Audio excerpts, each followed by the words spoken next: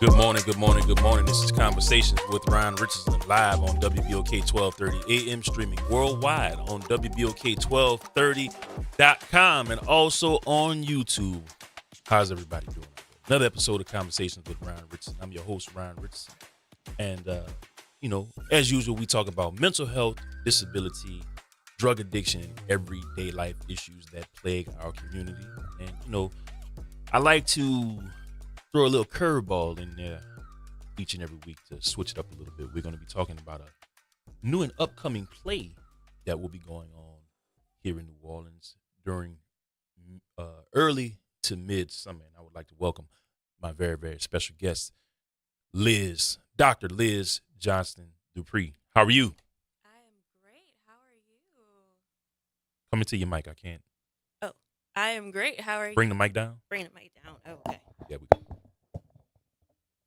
What about now? We're good? Talk. Yeah. Just talk Okay. directly into it. Great. So how are you? How's everybody doing? All right, man.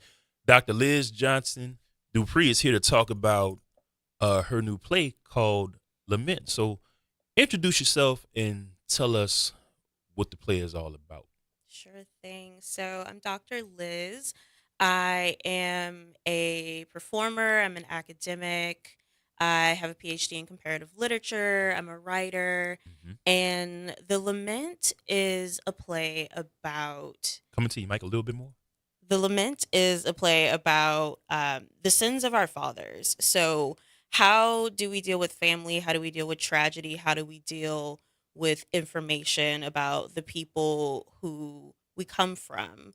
And in writing this play, it was so cathartic to be able to talk about all of these different situations in family life and personal life in dealing with my own trauma. And I wrote it at a time when I was leaving a job and for my mental health, and being able to write this and get this all out on the page, talk about a traumatic experience, sort of reimagine it in a different way, bring these characters to life. And now working with the Andre Caillou Center, who is helping to bring this to the stage, to co-produce it, and the funding from NOTCF, this has really been such a fantastic, fantastic opportunity to be able to tell this story.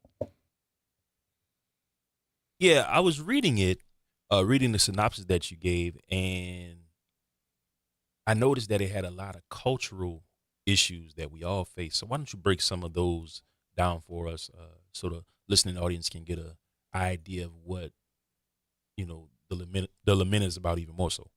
Sure. So, one of the characters, I think, in the play struggles a lot. So, Colette is one of the sisters in the play. So there's a mom, two sisters, and the father who's going through dementia, and a mystery woman whose name he keeps calling out in his sleep for the past few days while he's on his deathbed.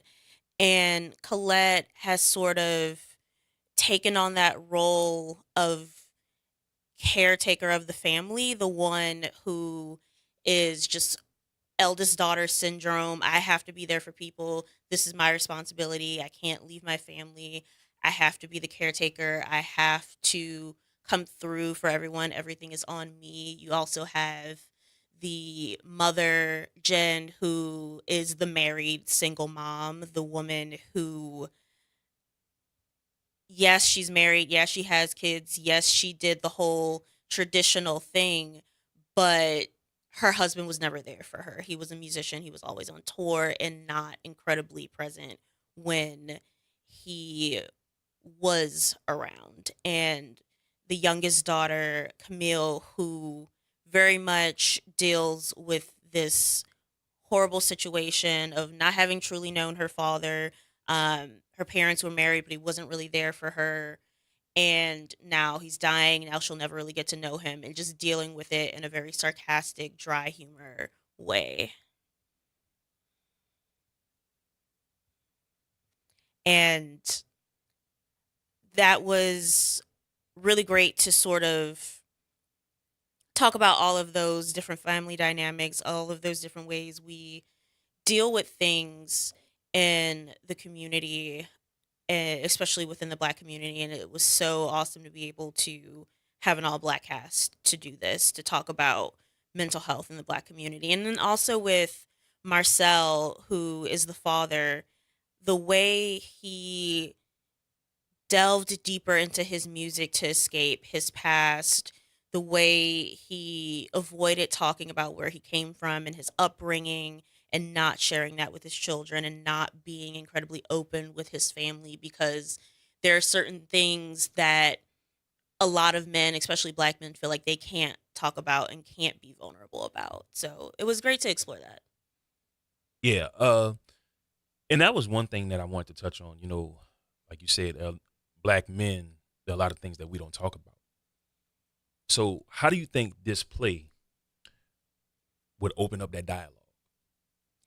I think it would open up that dialogue by giving men, especially Black men, that conversation starter of, I know someone this happened to, or maybe this happened to me, or having those difficult conversations about trauma, about having been assaulted or experiencing child molestation, experiencing hurting others that you should care about or that you do care about, and the weird dichotomy of not wanting to hurt people, ending up hurting people worse by withholding information, by not being honest, by not being vulnerable, by not seeking help. And, I'm not a Black man. I can't speak to the experience of being a Black man and what it's like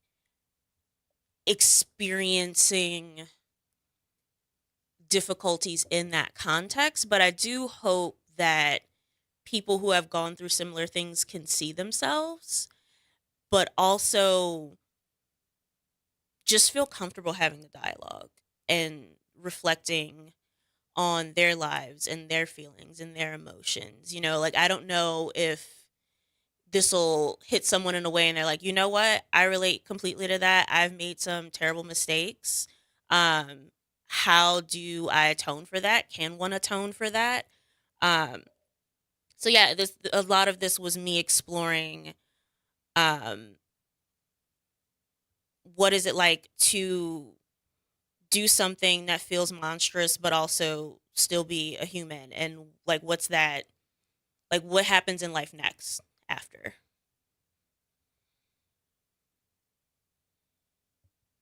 The story centers around Marcel's final days. Why did you choose this moment as or one of your main focal points? So why did I choose this moment? I think for me, just to get deeper into the story, this is sort of my imagining of after having been assaulted by someone I cared about who was assaulted in his childhood by a family member who he really cared about. And I knew this because he and I were very close before this happened. And I never really knew how to deal with the aftermath of that. And I don't think that he does either. It's a person who we're no longer in contact because of what happened. I think it was too much and Too much for you? too much for both of us, Okay. honestly. Um, Too much for me to know that someone I cared about did that, and too much for him to know that a person he was very close to, he hurt in a particular way that you kind of can't come back from. Right. And this was sort of reimagining or imagining his life in the aftermath. What happens, after you assault your friend and cause this harm and this trauma? Do you go on with How do you go on with your life? Like, what do you do? Like, do you get help? Do you come to terms with what you've done? Do you Right. ignore it? What do you do? Like, what happens when one day he finds someone he tries to like repair and go beyond everything um, he's done and has his own family? do they ever figure out or learn what he did? Could they forgive him? Could he forgive himself? What is it like? So I think I wrote this as a way to sort of explore those questions and heal myself and dig into the psyche and the intention, like what are the intentions behind doing this? What was the point of causing all of this harm, and like how do you go forward? So, how does one who's in that situation, how does one forgive? Or how does one learn how to navigate through a specific type of trauma and I guess still be cordial or still interact with that person that caused that trauma? What do you feel? Mm, that is a great question. And I feel like, especially in the Black community, we deal with that all the time, where there are family members who hurt people and you still have to see them at the cookout and it doesn't get talked about. And you, like, nobody really gets like canceled. Like, it's, you don't see like that family member getting canceled often. And there are people who are in families where instead of being like, we are not going to bring Uncle so and so around, they just say, oh, cover up around Uncle so and so, don't wear that around Uncle so and so. And it's like, Uncle so and so has been wreaking havoc on this family and this community for an extended amount of time. And nobody And said anything. Hmm? And nobody said anything. And nobody said anything. Right. Nobody is saying anything. And when young children speak up, they are shut down. When people say, hey, this happened to me X years ago and I think it's messed me up, people shut that down a lot. And I know it's something that's not exclusive to the Black community. I know it's not something that happens in every single Black family, Right. but it's a common It's a common common occurrence. yeah, it's a common It's a common occurrence. occurrence. And we're a couple of years, off from each other, but I can remember certain things from childhood and seeing certain things in childhood that were never to be talked about again. And Mhm. you don't realize how, you know, when you get up in age and when you start to, get out into the world, how it's affected you because so much has been swept under the rug. And nobody wants to take accountability for what they've done because they feel like they don't need to address it. Mm. You know what Yeah. I'm saying? Yeah, it gets swept under the rug so easily. And I also have empathy for people who never talk about the things that they've gone Mhm. through. And I also have empathy for people who are like, I can't stop talking about it. Right. And it's a hard thing to talk about. Like, I don't get mad at people at all who are like, I don't want to address these things that have happened to me ever. I would rather pretend they never happened. And, with this situation, I initially wanted to pretend it never happened and just go forward and just like, I'm okay. I decided, not to pursue a court case, not to pursue just talking about it in general and just reframing it Right. until it just kept eating at me and eating at me. And I just couldn't ignore that it happened. And so I'd been trying to express it in art for a while. And it started off as sort of a photography project I was working on with a friend. And then it became sort of like a poetry series that I was trying to get together, like a collection of poems that were more narrative. And one day I realized, like, no, this story is a play. And I chose the name Lavinia, for the character who is the mystery woman who experienced violence from Marcel, who's the father in the play. And I chose that name because as an English major and as a comparative literature major, I kept encountering Titus Andronicus, the play by William Shakespeare, and there's a character in there, Lavinia, and I've probably been pronouncing her name wrong all these years. But I really connected to her because A, of what she was going through with being assaulted, but also B, the fact that she kept trying to make sense as it was happening and talking about, like, there is this other story where this happened, and like I wish I had this story right now. I wish I could use this to like express what's going on. And then the result, like after the assault, her attackers, they cut out her tongue and they cut off her arms. Um Right. and in doing so, they cut off her tongue so that she couldn't say who attacked her and what went on. And there's like another like super super old story that they were referencing where someone assaulted a woman, they cut out her tongue, but she was able to weave a tapestry with her hands to tell the story of what happened to her and that she was hurt. And so in Titus Andronicus, they cut off Lavinia's arms so she can't do that. And I think what she ends up doing when her uncle finds her and they're like, "Who did this to you?"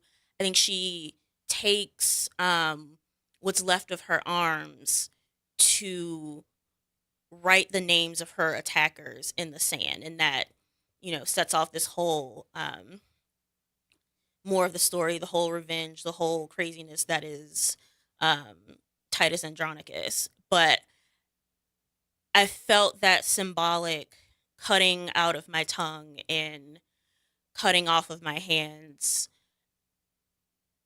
in those moments of the aftermath of having experienced assault. And I really connected to this character. And it's been a long time since I've read it, so I'm probably missing major details and major Mm-hmm. points. But taking that like Shakespearean tragic moment and taking my own pain, my own emotion, my own trying to deal with my own mental health and putting that into this story, um, it felt like even in my own experiences, like the only way I could make sense of it was through literature, through those artistic references. So the only way for me to really make progress and healing from this felt like doing something artistic and creating something. Hit us up, man. Drop us a line 504-582-9422. 504-582-9422. We're here with Dr. Liz Johnson Dupree. Tell the people where they get in contact with you. Sure. So you can get in contact with me by following me on Instagram at Folk Riot Mag or on my personal Instagram at Daddy Nova, DADDIE NOVA. And tickets for the play, you can find that on the Andre Caillou Center website or through our link tree, which is also available on Instagram. So, what has surprised you since you started doing different work about yourself when it pertains to your own mental health?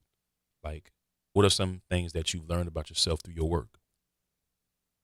I think some of the things I've learned about myself is that I have power over my own narrative, over my own story, and that I am not the only person to ever experience hard things. And sometimes it's healing for me to write and to create these things, but it's also healing for other people to know that they're not alone and to be able to see themselves in some way.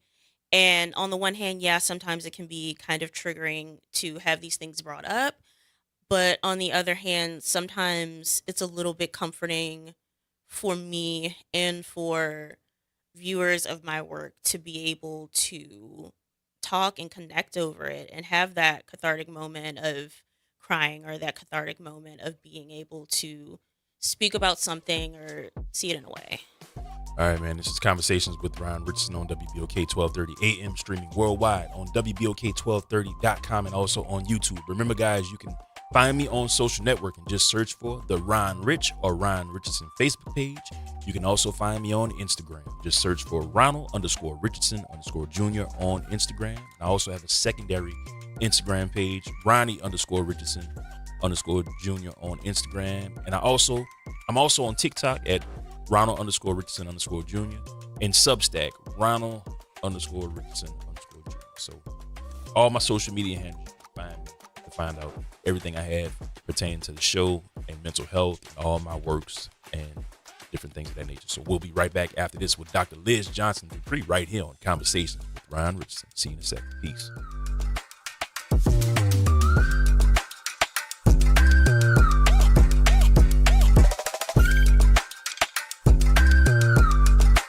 This is Ron Richardson with Redefining Ability. This week we're talking about Black men and mental health. Mental health is an essential part of overall well-being for many Black men, yet it remains an overlooked and often stigmatized topic. While conversations about mental health have grown more common in recent years, Black men continue to face unique social, cultural, and systemic barriers that make seeking help difficult. I am speaking directly to all my brothers, and I am telling you to take charge of your mental health and open up about the issue that you may be going through.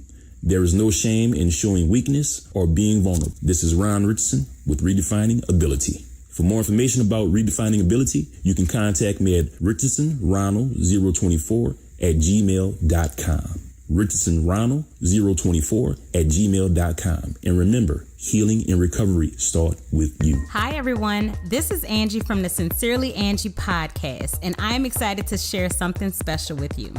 My friend Ron Richardson, the host of Conversations with Ron Richardson on WBOK 1230 AM and streaming worldwide on WBOK1230.com, is releasing an inspiring new book called Redefining Ability.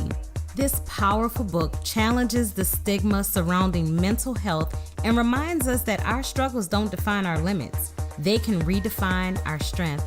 Redefining Ability is about hope, resilience, and changing the conversation about mental health in our families, our communities, and within ourselves. The official release date is May 15th, 2026.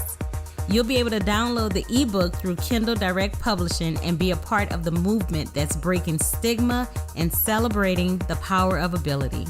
Because ability isn't about perfection, it's about perseverance. Redefining Ability by Ron Richardson.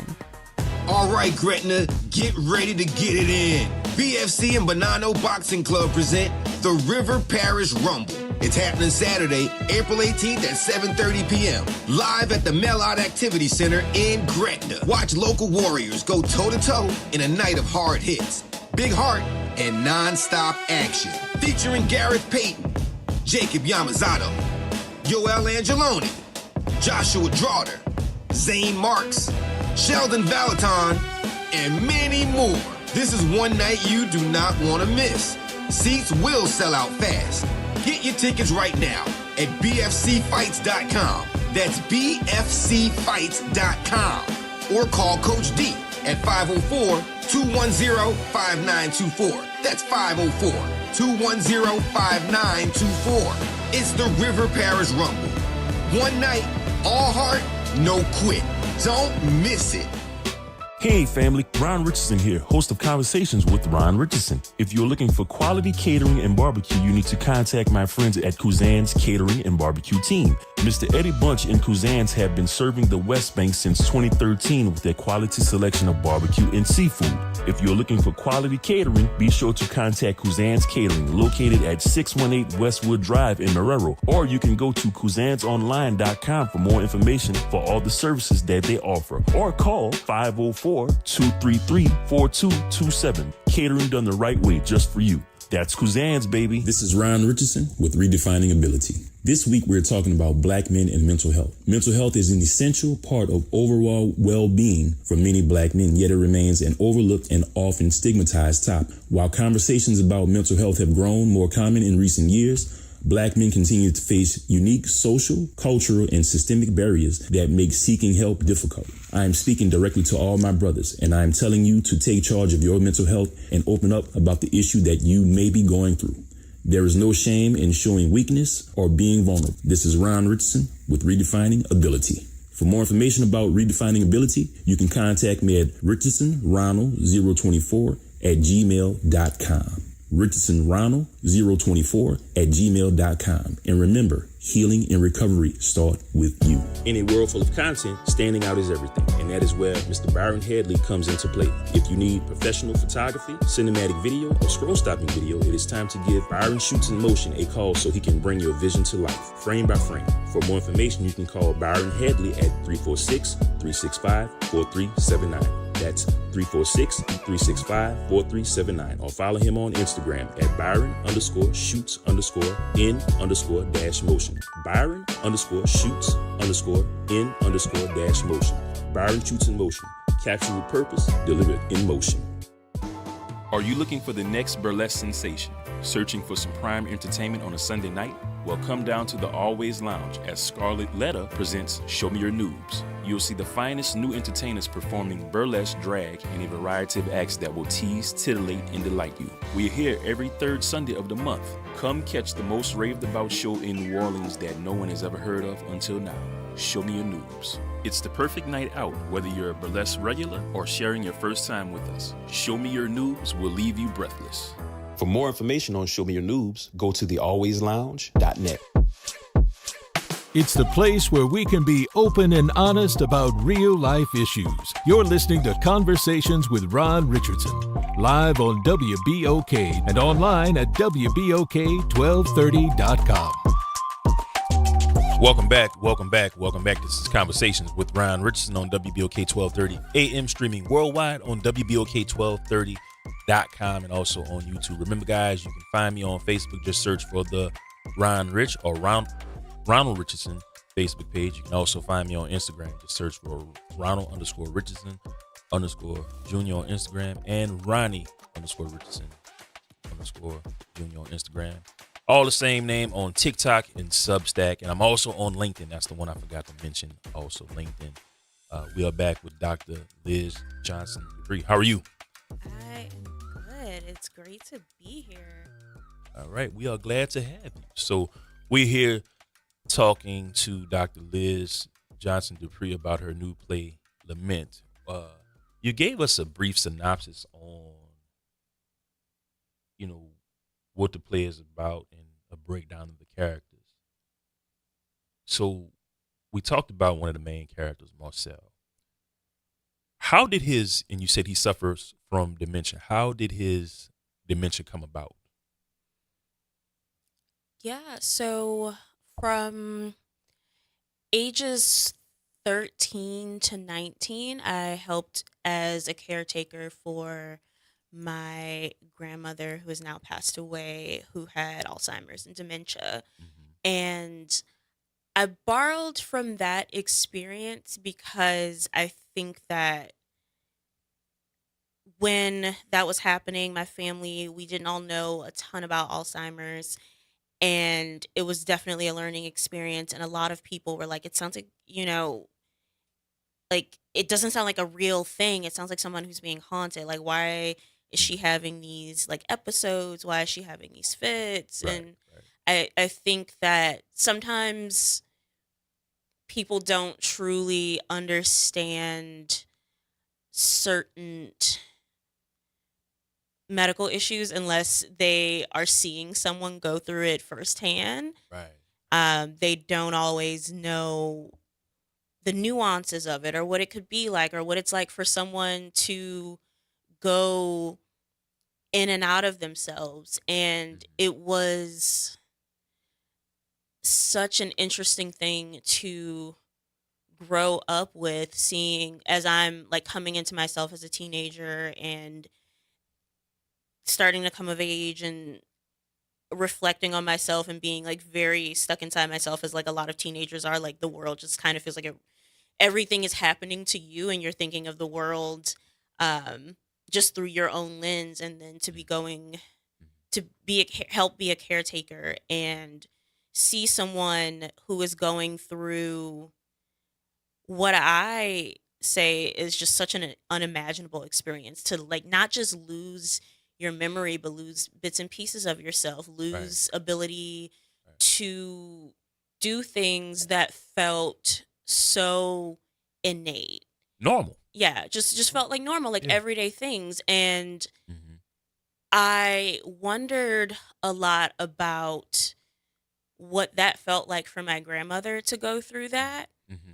because so much of the conversation, I think, rested on people being like, my mother's going through Alzheimer's, my grandmother's going through Alzheimer's. And, this is how it feels for me. I can't believe I'm losing her. And it was very much like a me experience from a lot of people. And that's what I wanted to touch on. You said something. A me experience, Hmm. and everybody's situation is not the same. Yeah. Uh, dementia may have affected your grandmother differently than somebody else. Hmm. And like you said, I think people have this me attitude, but everyone's situation is different. But continue. Yeah, everyone's situation is different. And I know that there are going to be people who come to see this play and think, I've seen someone with dementia before, and that is not how they acted. That is not inaccurate. And it's like, there are so many different ways to experience having dementia. There's Right. so many different ways to experience having a loved one who has dementia. It's different for someone who's dealing with it every day as a caretaker versus as someone who is just dealing with it for a moment. And that sort of gets explored in the play. There's the sister and the mother who have been there the whole time dealing with the father's episodes, and they approach it and feel very differently than the other sister, Camille, who has just recently come into town to help out as the father is going through like um his last days with it. And people also figure out that they have Alzheimer's or dementia at very different stages. Some Yes. people don't find out until very late. Yes. Some people catch it early and they do the whole thing where they put like the sticky notes up everywhere. They are like, I can still like learn about things. I'm watching videos, I'm reading books, and they're able to sort of talk through it. And then there are other people where it hits, it happens, and it feels like it is this quick downward Yeah. spiral. For other people, it feels like this long, drawn out, miserable experience. And I remember seeing my grandmother go through this, and the things she would remember and the feelings that she would go through. Like, one thing, it was like she always knew somehow that it was Mother's Day, or that it was Father's Day, or that it was her mother's birthday or her father's birthday. No calendar, no way of knowing, you know, no way of looking at when these days are. Like, she didn't have an iPhone that's being like, it was your mom's birthday. Right. And she would know the day somehow, and just suddenly it would all hit her that her mother died. And it would all hit her that her father died. Yeah. And she would be experiencing that grief again, like she just found out for the first time. But at the same time, when she really got to like a serious stage of the Alzheimer's, she was never able to receive that her husband had passed away. So she kept looking for him and being like, where is he? Why is he not coming back? Did he leave me? Like, the whole, like, the fact that he died from cancer just couldn't be received. And so there are like so many different ways to experience just one illness or one disability or one anything. And I know that some people are going to see Marcel in this play and be like, yep, I've seen that before. And other Right. people are going to be like, what is going on? And I think there are other people are going to be like, yeah, that is not it. So, I myself, as my listening audience, has known for a year now, I live with cerebral palsy, uh, and at first glance, people look at me and they're like, "Well, you stand 6'3", you can't really tell until I get up and walk." And the hardest thing that I have tried to explain to people is that every disability is a spectrum. There are some people who have cerebral palsy that are confined to wheelchairs and will never be able to walk. There are some people, such as myself, who live with cerebral palsy, and I'm what you call very high functioning. So the biggest issue that we have with disabilities like dementia and like cerebral palsy and many others is that people generalize disability as one central symptom, and that's far from the case. Yeah, it truly is. And I get a lot from people where I'll be like, "Hey, can you repeat that? Can you speak up?" And they're like, "Why?" And I'm like, "Because I'm hard of Yeah, hearing, and yeah, uh, I can't hear you." yeah, yeah. And people are like, "You don't seem deaf," Right. and I'm like, "What is that?" And that's the thing. It's like I've dealt with that too. Uh, being disabled or differently able. I'm still trying to rid that term disabled out of my vocabulary, but I've dealt with that too. It's like you don't seem, and I'm like, okay, well, how does somebody seem disabled? How does somebody seem like they have a problem? And that's what I've been pushing for and advocating for since 2018, just to show people that despite what I have going on, or despite what people, in the different labor community have going on, we still are able to get out there and live life. As many of my listening people in my listening audience know, hey, Mardi Gras, I'm outside. I'm all over the place. And that's just my thing that I love to do. But you still have these people that think that, oh well, you're disabled or you have cerebral palsy, so shouldn't you be at home resting? And maybe so, but I gotta live life too. Yeah. I think that is one of the things with any disability, or well, maybe not any disability, but a lot of disabilities, Yeah. you people forget that you still can choose to live life, and that there are different ways of living life, Yeah.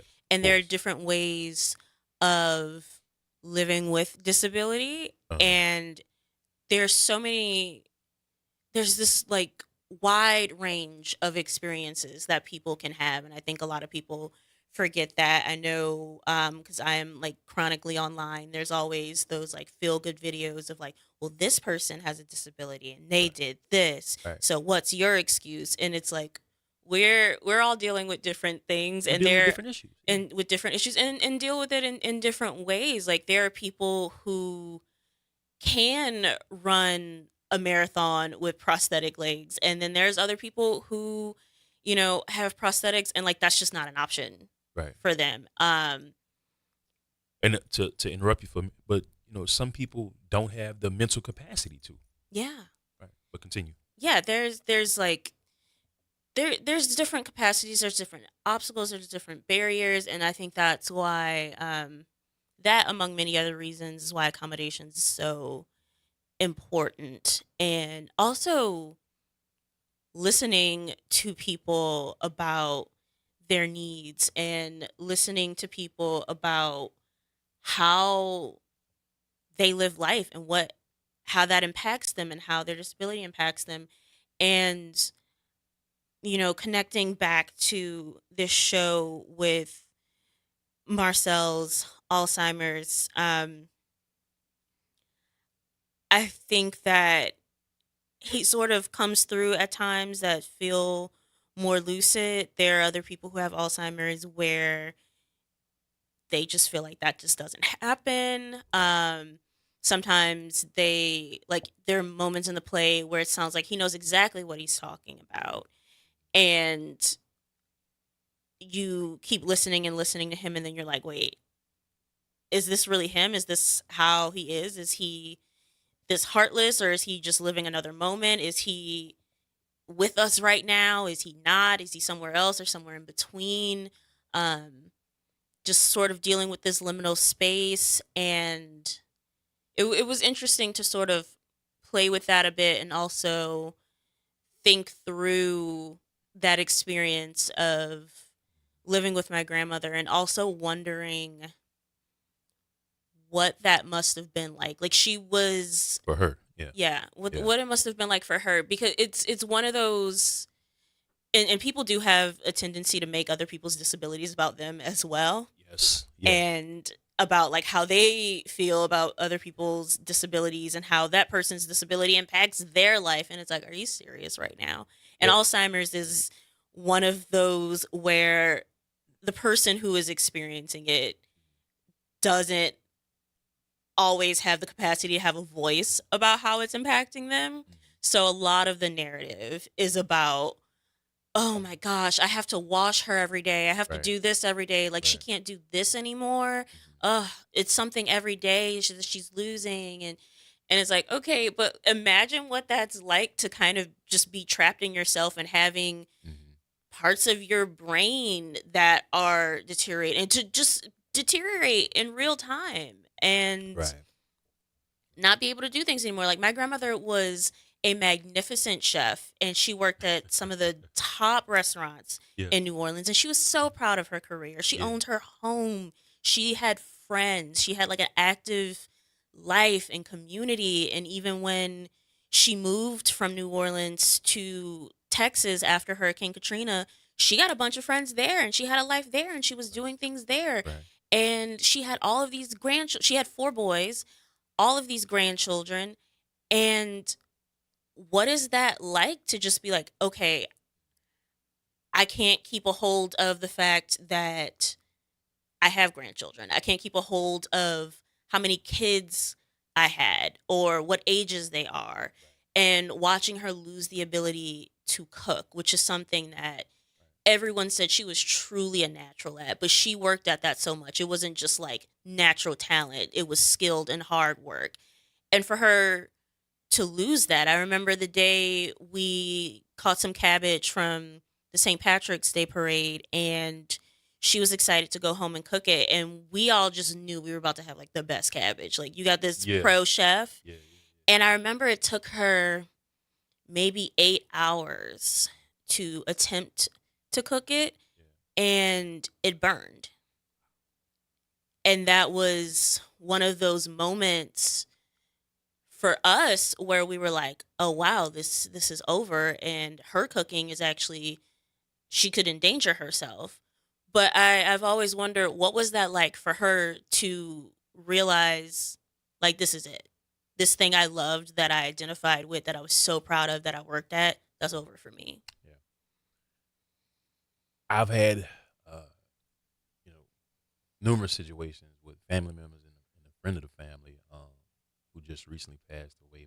My barber of 30 years.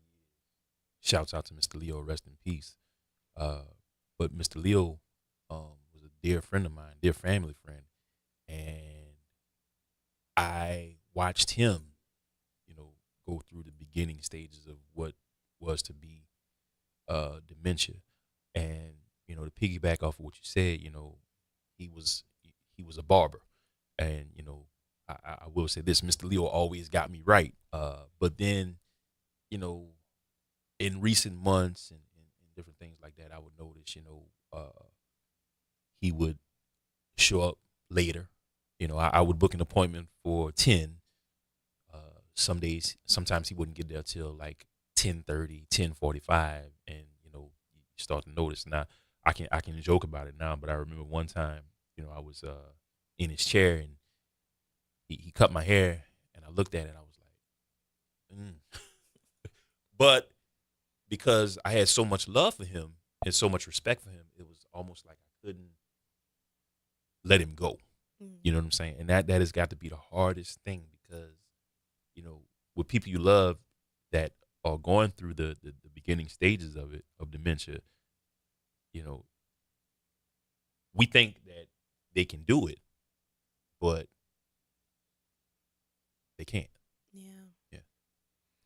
504-582-9422. 504-582-9422. This is Conversations with Ron Richardson on WBOK 1230 AM. Streaming worldwide on WBOK1230.com. We have Liz Johnson Dupree, Dr. Liz Johnson Dupree, talking about Lament, her new play. When is the new play going to be? It is May 28th, 29th, and 30th, and June 5th, 6th, and 7th at the Andre Caillou Center. You can get tickets at tinyurl.com/thelament play or by visiting the Andre Caillou Center website. All right, man. Hit us up 504-582-9422. 504-582-9422. This is Conversations with Ryan Richardson. See you in a second, New Orleans. We'll be right back. Peace.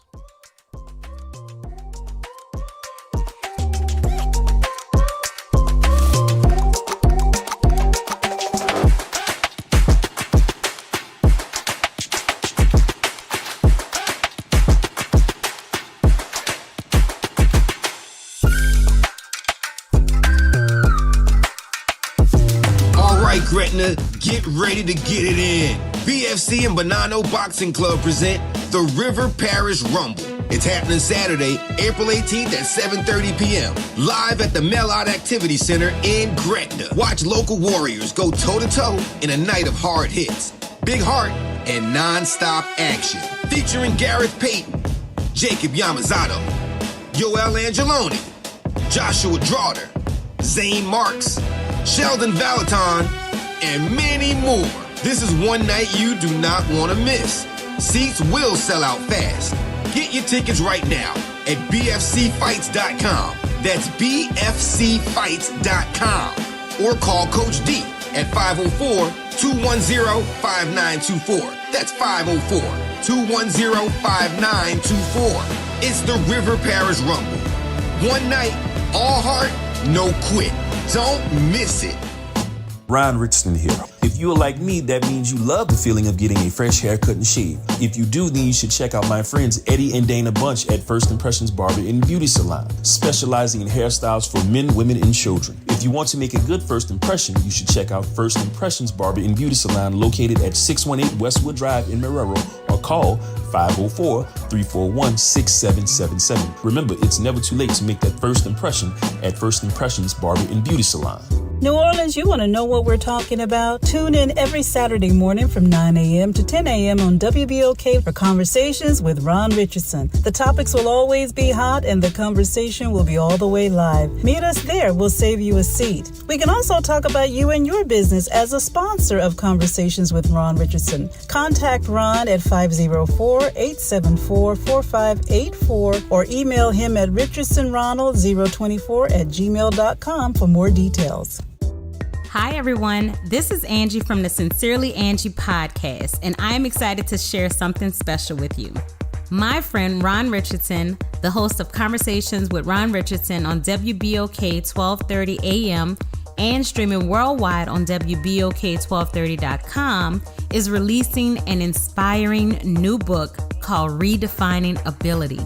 This powerful book challenges the stigma surrounding mental health and reminds us that our struggles don't define our limits. They can redefine our strength. Redefining Ability is about hope, resilience, and changing the conversation about mental health in our families, our communities, and within ourselves. The official release date is May 15th, 2026. You'll be able to download the ebook through Kindle Direct Publishing and be a part of the movement that's breaking stigma and celebrating the power of ability. Because ability isn't about perfection, it's about perseverance. Redefining Ability by Ron Richardson. In a world full of content, standing out is everything, and that is where Mr. Byron Headley comes into play. If you need professional photography, cinematic video, or scroll-stopping video, it is time to give Byron Shoots in Motion a call so he can bring your vision to life, frame by frame. For more information, you can call Byron Headley at 346-365-4379. That's 346-365-4379. Or follow him on Instagram at Byron_shoots_in_motion. Byron_shoots_in_motion. Byron Shoots in Motion. Capture with purpose, delivered in motion. Thanks for listening to Conversations with Ron Richardson, live on WBOK, and listen online at WBOK1230.com.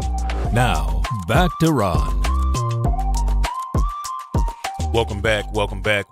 This is Conversations with Ryan Richardson on WBOK 1230 AM, streaming worldwide on WBOK1230.com and also on YouTube. We have in the building Dr. Liz Johnson Dupree. How you doing? I'm Feeling great. I've really been enjoying today. I'm glad. I'm glad. It's like I always say, the first segment is always the toughest for newcomers, but I am glad that we are just letting the conversation flow and we're diving right on into the uh serious issues of lament. So we've talked about pretty much cultural, everyday issues. What would you have to tell somebody who's dealing with any kind of physical disability or illness? A family member who's dealing with an issue. Um, Okay. So from what I could hear, because the sound is going out for me, what would I tell someone who is dealing with a disability or mental health issue? Um, I would say definitely try to be honest with yourself about how you're feeling and what you need in that moment, um, and what feels right for you. We all need different things. We all can deal with different things in different ways. mm, But I think if you can try to work towards honesty with yourself about what your needs are and how you'd like to address them or how you'd like to see them addressed or what you need in order to handle that moment, I think that that is such a great place to start. I remember the advice of one of my first therapists, Asia Wong, gave me was that you don't have to do everything. You don't have to do things according to how you think they should be done. Sometimes you just have to figure out, like, how can I show up today? mhm. And how can I just address today? And that may not look like everyone's perfect day or the that girl routine that's like so viral Right. online. What is it that you can do for you in this moment? And if that's reaching out for help, if that's asking about like what resources are available to me, or maybe creating something to address how you're feeling. I think it starts with having those conversations with yourself, because sometimes conversations with other people are really hard. Sometimes you have a really great support system of people who are willing to listen, but it's just hard to get the words out. The thing I've noticed, you know, with that over the years dealing with family and friends is that, you're right. You sometimes you can have conversations with people because what happens is everybody wants to express their opinion and their thought, and where people mess up is, they think they're doing you a favor by giving you their opinion, Hmm. but sometimes you just want somebody to listen Yeah. and you just want to be heard. And as many of you know, I've started my mental health journey myself, and I can honestly say, for the first time in a long time, going to these therapy sessions, these weekly therapy sessions, uh, I feel heard. I don't feel that there is, you know, any opinion. I feel heard, and I'm able to express myself without somebody saying, "Oh no, don't feel like that. You shouldn't feel like that. You shouldn't feel this way, or you shouldn't do this." But if I feel that way, that's the way I feel. Yeah. Right. I definitely I've had a similar experience, and I'm so glad that you are having that experience of being able to be like, I am in this place where I can talk about it and it doesn't feel like I am getting talked at for Yes. talking about Yes. it. Yes. Yes. And I love for people to have those moments. And I've recently returned back to therapy after a while of being out of it. And there was something that I talked about with my therapist that I had been bothering me for quite a while, and it was something that I just felt like I can't talk to anybody about this. Like, it's not something that I've done, but it was a feeling of that was like rooted in trauma, and like this moment that I kept reliving over and over and over again. And it was a moment that shouldn't, like, if I talked about it to just any person in my life, they'd be like, it's not that big of a deal. Of course. And like, I know that, and I tell myself it's not that big of a deal, but clearly it is, because I keep reliving it and thinking about it over and over constantly in the back of my mind. And it felt so good to be in an environment with a therapist and to talk to her about it and just not feel terribly judged as like, oh, you're such a weak person for dealing with. I didn't get that. So All right, so you know what? That's the show. That's the music. So we got to wrap it up, right? Yeah. Positive words of encouragement, very quickly. Positive words of encouragement is be honest with yourself. If you can't talk to anyone, talk to yourself and be honest with you. All right, man. All the best to you, okay? And I will be there at the opening night of the play, all right? Thank you. All right. This has been Conversations with Ron Richardson on WBOK 1230 AM, streaming worldwide on WBOK1230.com. Special thanks to Miss or Dr. I'm going to get it together. Dr. Liz Johnson Dupree. All the best to you, okay? Thank you. All right. Conversations with Ron Richardson, man. See you guys same time, same place, same bad channel next week. And remember, healing and recovery start with you. I love you, New Orleans. Peace.